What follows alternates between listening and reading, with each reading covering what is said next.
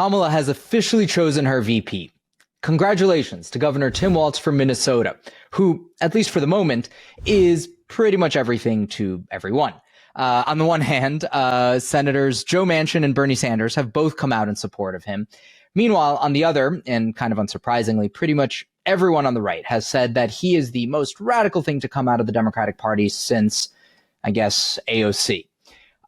But to be honest, I think probably most of these reactions would have been exactly the same, regardless of whom Kamala actually chose. I think you probably could have switched out Tim Walz's name for pretty much any other candidate's name, and the majority of the commentary would have remained pretty much identical.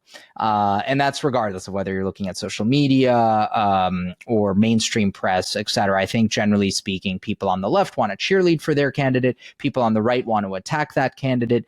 And so a lot of this commentary, at least in the first couple of days, is not going to be particularly instructive. But it does seem like she began this vice presidential search not necessarily by asking which person was best for the role, but rather by asking which white man was best for the role. And this is essentially no different from 2020 when Joe Biden promised to pick a black woman.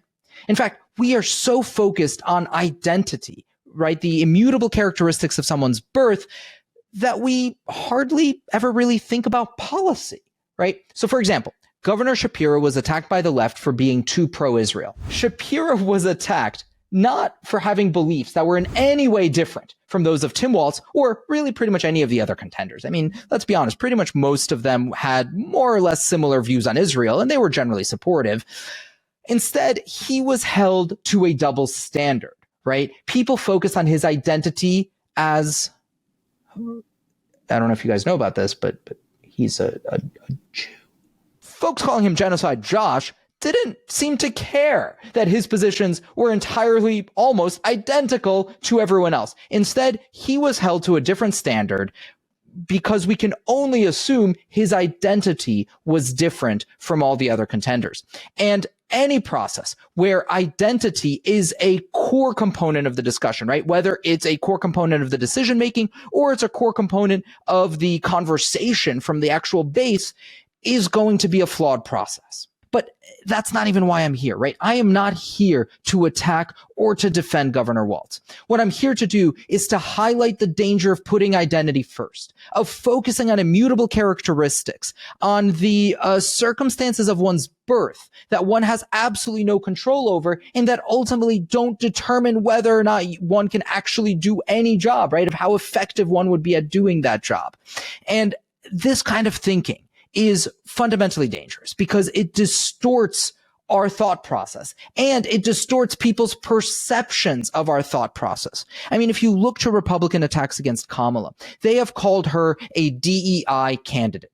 Now, I don't think that's true, but if in 2020, President Biden had said that he's choosing the best person for the job instead of promising to choose a black woman, I think it would have focused the conversation on her many accomplishments instead of on her identity. So today, is Tim Walz the best person for the job? Or is he the best white, non-Jewish man? There's a mutual obsession with identity on both left and right. On the one hand, reacting to what I guess our fears of being called woke, Democrats have limited their VP search to only white men. Meanwhile, some elements of the far left have attacked Josh Shapiro purely by virtue of his Jewish identity.